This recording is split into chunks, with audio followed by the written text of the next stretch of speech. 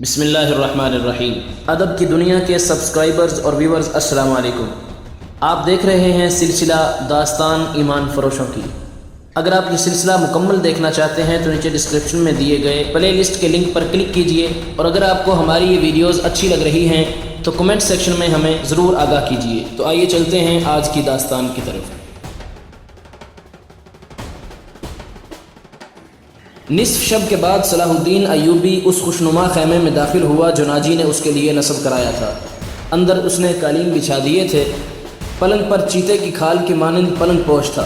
فانوس جو رکھوایا تھا اس کی ہلکی نیلی روشنی صحرا کی شفاف چاندنی کے مانند تھی، اور اندر کی فضا عطر بیز تھی۔ خیمے کے اندر ریشمی پردے آویزاں تھے۔ ناجی صلاح الدین ایوبی کے ساتھ خیمے میں گیا اور پوچھا، اسے ذرا سی دیر کے لیے بھیج دوں؟ میں وعدہ خلافی سے بہت ڈرتا ہوں۔ بھیج دو، صلاح الدین ایوبی نے کہا، اور ناجی ہرن کی طرح چوکڑیاں بھرتا خیمے سے نکل گیا۔ تھوڑا ہی وقت گزرا ہوگا کہ صلاح الدین ایوبی کے محافظوں نے ایک رقاصہ کو خیمے کی طرف آتے دیکھا۔ خیمے کی ہر طرف مشعلیں روشن تھیں۔ روشنی کا یہ انتظام علی بن سفیان نے کرایا تھا تاکہ رات کے وقت محافظ گرد و پیش کو اچھی طرح دیکھ سکیں۔ رقاصہ قریب آئی تو انہوں نے اسے پہچان لیا۔ انہوں نے اسے رقص میں دیکھا تھا۔ یہ وہی لڑکی تھی جو ٹوکرے سے نکلی تھی، وہ زکوئی تھی۔ وہ رقص کے لباس میں تھی۔ یہ لباس توبہ شکن تھا، اس میں وہ عریاں تھی۔ محافظوں کے کمانڈر نے اسے روک لیا۔ زکوئی نے اسے بتایا کہ اسے امیر مصر صلاح الدین ایوبی نے بلایا ہے۔ کمانڈر نے اسے بتایا کہ یہ ان امیروں میں سے نہیں جو تم جیسی فاحشہ لڑکیوں کے ساتھ راتیں گزارتے ہیں، آپ ان سے پوچھ لیں۔ زکوئی نے کہا، میں بن بلائے آنے کی جرت نہیں کر سکتی۔ ان کا بلاوا تمہیں کس طرح ملا تھا؟ کمانڈر نے پوچھا۔ زکوئی نے کہا کہ سالار ناجی نے کہا ہے کہ تمہیں امیر مصر بلاتے ہیں، آپ کہتے ہیں تو میں واپس چلی جاتی ہوں۔ امیر نے جواب طلبی کی تو خود بھگت لینا۔ کمانڈر تسلیم نہیں کر سکتا تھا کہ صلاح الدین ایوبی نے اپنی خوابگاہ میں ایک رقاصہ کو بلایا ہے۔ وہ ایوبی کے کردار سے واقف تھا، اس کے اس حکم سے بھی واقف تھا کہ ناچنے گانے والیوں سے تعلق رکھنے والے کو 100 درے لگائے جائیں گے۔ کمانڈر شش و پنج میں پڑ گیا۔ سوچ کر اس نے جرت کی اور صلاح الدین ایوبی کے خیمے میں چلا گیا۔ ایوبی اندر ٹہل رہا تھا۔ کمانڈر نے ڈرتے ڈرتے کہا کہ باہر ایک رقاصہ کھڑی ہے، کہتی ہے کہ حضور نے اسے بلایا ہے۔ صلاح الدین ایوبی نے کہا، اسے اندر بھیج دو۔ کمانڈر باہر نکلا اور زکوئی کو اندر بھیج دیا۔ محافظوں کو توقع تھی کہ ان کا امیر اور سالار اعظم اس لڑکی کو باہر نکال دے گا۔ وہ سب اس کی گرجدار آواز سننے کے لیے تیار ہو گئے، مگر ایسی کوئی آواز نہ سنائی دی۔ رات گزرتی جا رہی تھی۔ اندر سے دھیمی دھیمی باتوں کی آوازیں سنائی دینے لگیں۔ محافظ دستے کا کمانڈر بے قراری کے عالم میں ادھر ادھر ٹہلنے لگا۔ ایک محافظ نے اسے کہا، کیا یہ حکم صرف ہمارے لیے ہے کہ کسی فاحشہ کے ساتھ تعلق رکھنا جرم ہے؟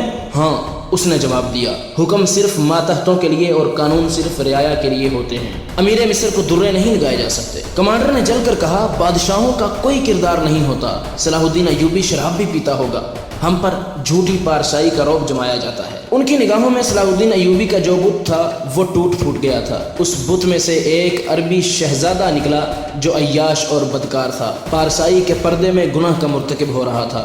ناجی بہت خوش تھا۔ صلاح الدین ایوبی کی خوشنودی کے لیے اس نے شراب سونگھی بھی نہیں تھی۔ وہ اپنے خیمے میں بیٹھا مسرت سے جھوم رہا تھا۔ اس کے سامنے اس کا نائب سالار اوروش بیٹھا تھا۔ اس نے ناجی سے کہا، اسے گئے بہت وقت گزر گیا ہے، معلوم ہوتا ہے ہمارا تیر صلاح الدین ایوبی کے دل میں اتر گیا ہے۔ ناجی نے کہکا لگا کر کہا، میرا تیر خطا کب گیا تھا؟ اگر یہ تیر خطا جاتا تو فوراً یہیں لوٹ کے ہمارے پاس آ جاتا۔ اوروش نے کہا، تم ٹھیک کہتے تھے، زکوئی انسان کے روپ میں طلسم ہے۔ معلوم ہوتا ہے کہ یہ لڑکی حشیشیین کے ساتھ رہی ہے، ورنہ صلاح الدین ایوبی جیسا بت کبھی نہ توڑ سکتی۔ ناجی نے کہا، میں نے اسے جو سبق دیے تھے وہ حشیشیین کے کبھی وہم و گمان میں بھی نہ آئے ہوں گے۔ اب صلاح الدین ایوبی کے حلق سے شراب اتارنی رہ گئی ہے۔ ناجی کو باہر قدموں کی آہٹ سنائی دی۔ وہ دوڑ کر باہر گیا۔ وہ زکوئی نہیں تھی، کوئی سپاہی جا رہا تھا۔ ناجی نے دور سے صلاح الدین ایوبی کے خیمے کی طرف دیکھا۔ پردے گرے ہوئے تھے اور باہر محافظ کھڑے تھے۔ اس نے اندر جا کر اوروش سے کہا، اب میں یقین کے ساتھ کہہ سکتا ہوں کہ میری زکوئی نے بت توڑ ڈالا ہے۔ رات کا آخری پہر تھا جب زکوئی صلاح الدین ایوبی کے خیمے سے نکلی۔ ناجی کے خیمے میں جانے کی بجائے وہ دوسری طرف چلی گئی۔ رستے میں ایک آدمی کھڑا تھا جس کا جسم سر سے پاؤں تک ایک ہی لبادے میں ڈھکا ہوا تھا۔ اس نے دھیمی سی آواز میں زکوئی کو پکارا۔ وہ آدمی کے پاس چلی گئی۔ وہ آدمی اسے ایک خیمے میں لے گیا۔ بہت دیر بعد وہ اس خیمے سے نکلی اور ناجی کے خیمے کا رخ کر لیا۔ ناجی اس وقت تک جاگ رہا تھا اور کئی بار باہر نکل کر صلاح الدین ایوبی کے خیمے کو دیکھ چکا تھا کہ زکوئی نے صلاح الدین ایوبی کو پھانس لیا ہے، اسے آسمان کی بلندیوں سے گھسیٹ کر ناجی کی ذہنیت کی پستیوں میں لے آئی ہے۔ اوروش اس نے کہا رات تو گزر گئی ہے، وہ ابھی تک نہیں آئی؟ عروش نے کہا وہ اب آئے گی بھی نہیں، امیر مصر اسے اپنے ساتھ لے جائے گا، ایسے ہیرے کوئی شہزادہ واپس نہیں کیا کرتا، تم نے اس پر بھی غور کیا ہے؟ ناجی نے کہا نہیں، میں نے اپنی چال کا یہ پہلو تو سوچا ہی نہیں تھا، کیا یہ نہیں ہو سکتا کہ امیر مصر زکوئی کے ساتھ باقاعدہ شادی کر لے؟ عروش نے کہا اس صورت میں یہ خطرہ ہے کہ لڑکی ہمارے کام کی نہیں رہے گی۔ ناجی نے کہا وہ ہے تو ہوشیار، مگر رقاصہ کا کیا بھروسہ، وہ رقاصہ کی بیٹی ہے اور تجربہ کار پیشہ ور ہے، دھوکہ دے سکتی ہے۔ وہ گہری سوچ میں کھویا ہوا تھا کہ اتنے میں زکوئی اس کے خیمے میں داخل ہوئی۔ زکوئی نے ہنس کر کہا اپنے امیر کے جسم کا وزن کراؤ اور لاؤ اتنا سونا، آپ نے میرا یہی انعام مقرر کیا تھا نا؟ ناجی نے بےتابی سے پوچھا پہلے بتاؤ ہوا کیا؟ زکوئی نے جواب دیا جو آپ چاہتے تھے۔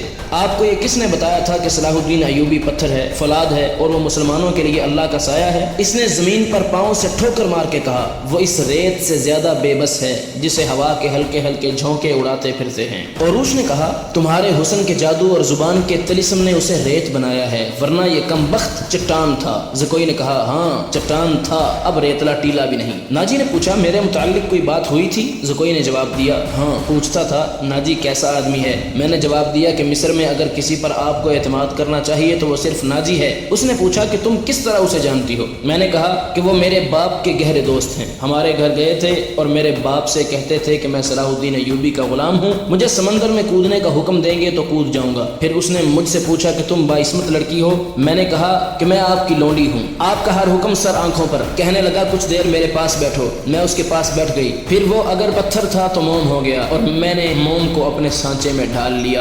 اس سے رخصت ہونے لگی تو اس نے مجھ سے معافی مانگی، کہنے لگا کہ میں نے زندگی میں پہلا گناہ کیا ہے۔ میں نے کہا یہ گناہ نہیں، آپ نے میرے ساتھ دھوکہ نہیں کیا، زبردستی نہیں کی، مجھے بادشاہوں کی طرح حکم دے کر نہیں بلایا، میں خود آئی تھی، پھر بھی آؤں گی۔ لڑکی نے ہر ایک بات اس طرح کھل کر سنائی جس طرح اس کا جسم عریاں تھا۔ ناجی نے جوش مسرت سے اسے اپنے بازوؤں میں لے لیا۔ عروش زکوئی کو خراج تحسین اور ناجی کو مبارکباد پیش کر کے خیمے سے نکل گیا۔ صحرا کی اس پراسرار رات کی کوک سے جس صبح نے جنم لیا وہ کسی بھی صحرائی صبح سے مختلف نہیں تھی، مگر اس صبح کے اجالے نے اپنے تاریک سینے کے اندر ایک راز چھپا لیا تھا جس کی قیمت اس سلطنت اسلامیہ جتنی تھی، جس کے قیام اور استحکام کا خواب صلاح الدین ایوبی نے دیکھا اور اس کی تعبیر کا عزم لے کر جوان ہوا تھا۔ گزشتہ رات اس صحرا میں جو واقعہ ہوا اس کے دو پہلو تھے، ایک پہلو سے صرف ناجی اور عروش واقف تھے، دوسرے پہلو سے صلاح الدین ایوبی کا محافظ دستہ واقف تھا اور صلاح الدین ایوبی، اس کا سراغ رساں اور جاسوس علی بن صفوان اور زکوئی، تین ایسے افراد تھے جو اس واقعہ کے دونوں پہلوؤں سے واقف تھے۔ صلاح الدین ایوبی اور اس کے سٹاف کو ناجی نے نہایت شان و شوکت اور عقیدت مندی سے رخصت کیا۔ سوڈانی فوج دو رویہ کھڑی، صلاح الدین ایوبی زندہ باد کے نعرے لگا رہی تھی۔ صلاح الدین ایوبی نے نعروں کے جواب میں بازو لہرانے، مسکرانے اور دیگر تکلفات کی پرواہ نہ کی،